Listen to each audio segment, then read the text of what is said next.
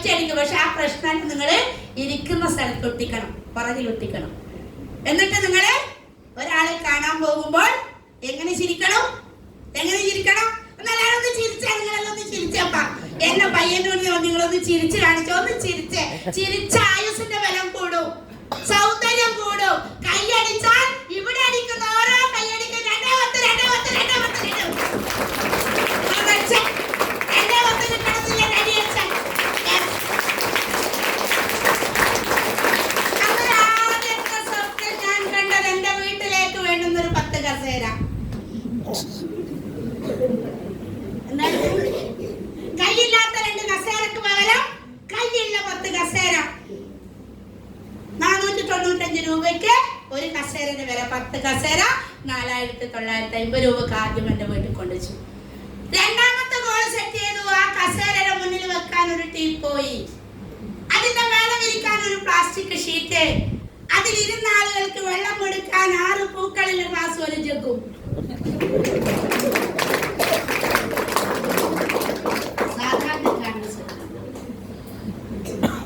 എന്റെ വീട്ടിലാരും വിരുന്ന് വന്നാൽ എന്റെ അമ്മ അടുത്ത വീട്ടിലേക്ക് പോകും 2 കസേര എടുക്കാൻ.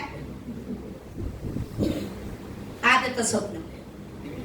മൂന്നാമത്തെ സ്വപ്നം കണ്ടു. അതുവരെ തുണിയൊന്നും അന്നില്ല, എന്നാലും തുണി വെക്കാനുള്ള ഒരു അലമാരില്ല. മൂന്നാമത്തെ സ്വപ്നം കണ്ടു. 6500 രൂപ കൊടുത്ത് മൂന്നാമത്തെ സ്വപ്നം ഒരു ഷെൽഫ്. ഇന്ന് 9 ഷെൽഫ് എന്റെ വീട്ടിലുണ്ട്.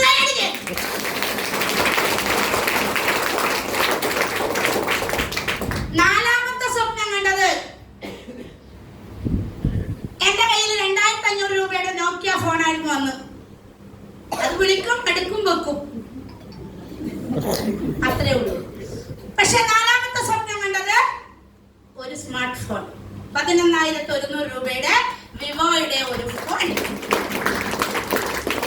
ആദ്യമായിട്ട് നമ്മുടെ കയ്യിൽ കിട്ടിയ എന്തായിരിക്കും അവസ്ഥ?